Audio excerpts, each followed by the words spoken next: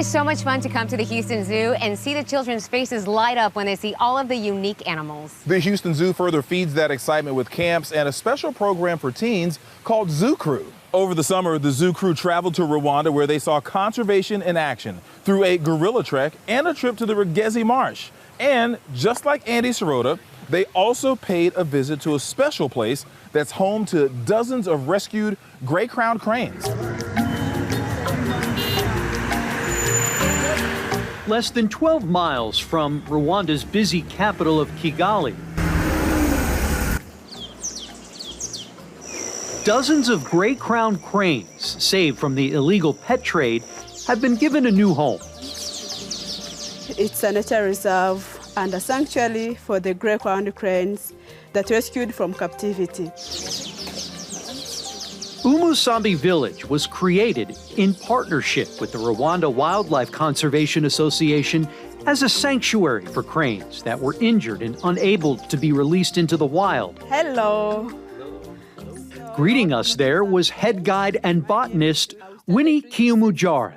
She began her talk on the efforts to save all gray-crowned cranes across Rwanda.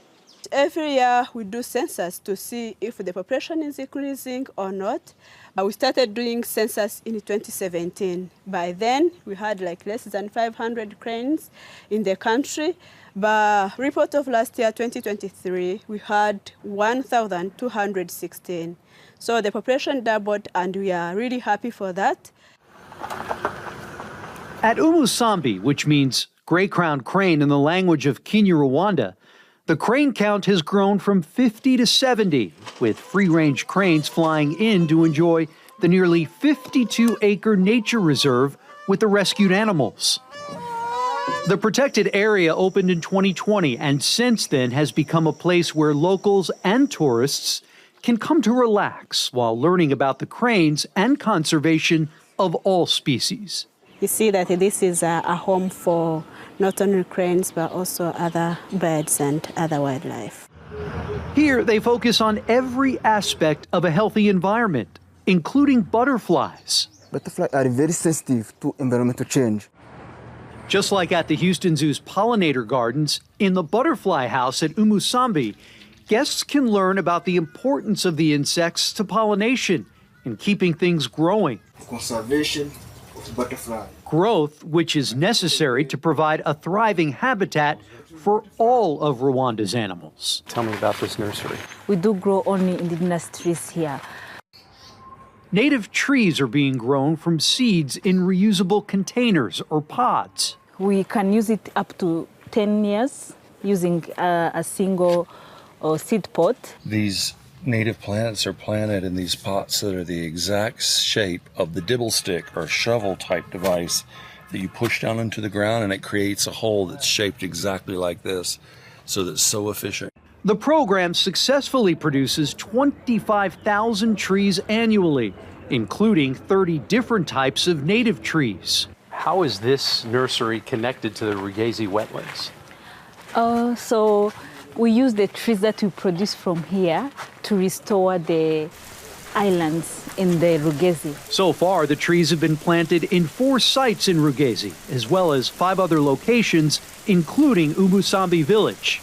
So it's in total of 86.5 hectares that we restored, using more than 80,000 indigenous trees that we produce from this nursery. Nearly 214 acres restored and hundreds of people employed in the process. We make sure that we also benefit people. Each year, they provide 600 community members temporary jobs at restoration sites, and they currently have 25 people in permanent jobs. We have an approach saying that we don't plant a tree, we grow a tree, like you raise your baby and you take good care of it. It's that passion to provide for people while caring for each individual tree that brings Cecilia joy. I feel like proud of my work and see that I'm making like an effect or a change in the world, and also for the future of our wildlife and also for people. These kind of birds.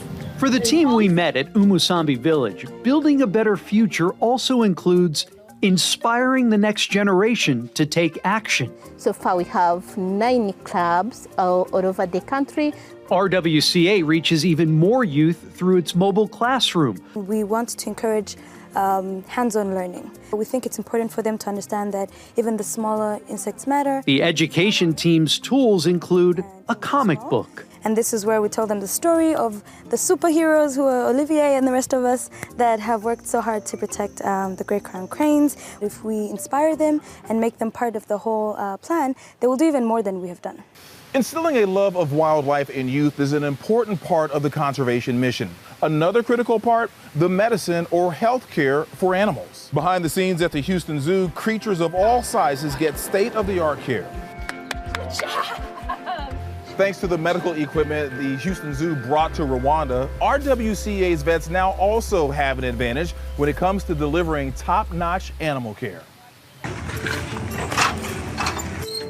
Behind a gate at Umusambi Village sits a key part of RWCA's work that the Houston Zoo is making possible. You want to show us around? Yeah, I'd love to. So there's a couple of different rooms. Dr. Christine gave us a tour of the new wildlife clinic. And what you're seeing inside of this room are all of the cases of equipment that the Houston Zoo brought over. So we came in here first day, opened all the supplies with the crew. It was sort of like Christmas Day or a birthday, where every time you open it's like, yes, we have this piece of laboratory equipment. Yes, we have this X-ray machine. Yes, we have this microscope. Just an awesome feeling. Having this lab here in Kigali, in Rwanda, how significant is it for conservation efforts? It's a game changer. They are going to be the go-to resource for wildlife disease in Rwanda. You have the hard patient because you have to wait for him to be still. This training is very important for me and for our clinic as RWCA. During our trip, they used every possible minute for training the RWCA veterinary team, including doctors Jessica and Pascal. This is the small animal abdomen setting. So you can start to see liver up here. Toad livers tend to be really large, and then we've got his heart beating. Yes, yes, yes. You want to go first? Yeah. There you go, good. And then this down here, this is just the backbone, the spine. After gaining some experience, the next patient was outside, ready to go. Doesn't look like she likes me. It can even bite you. I don't want Motisi to bite me. Motisi is a permanent resident of Umusambi Village. The cranes here get regular health checks. I almost always start with the head of the animal. In the clinic, they check Motisi's eyes and ears. So take a look. That's the structure that is thought to provide nutrients to the eye. Great. Great. So the other things on the head of the bird that we can look at are the ear holes. So that's one of the hardest things to find. They're very little. They listen to her breathing. When you listen, you're going to hear this little click. And what that click is that she's moving her keel in and out. It doesn't mean she has crackles or any sort of problems with her lungs. That's just like a normal sound that sometimes happens. And then I listen underneath, and the heart sounds great. Yes, birds have very fast heart rates. Should we take a look at the wing next? You can look in these white feathers for ectoparasites, which looks good. They got a blood sample and then wrapped up with an ultrasound. Yeah, okay. Oh, okay, good. That's really nice. Good, good. You got it. No, you hit me. He was giving you a high five, Yeah. but just to the face. Oh, there you go. There you go. You got it. You got it. So you're seeing just a little glimpse of your liver here and your heart right up there. That's pretty good for a bird ultrasound. The practice continued with x-rays on another bird who needed a more thorough health check. The Houston Zoo veterinary team walking them through every step. Yep, and I'll turn the lights off so you can see. Awesome. How many do you add? 0.6 mils.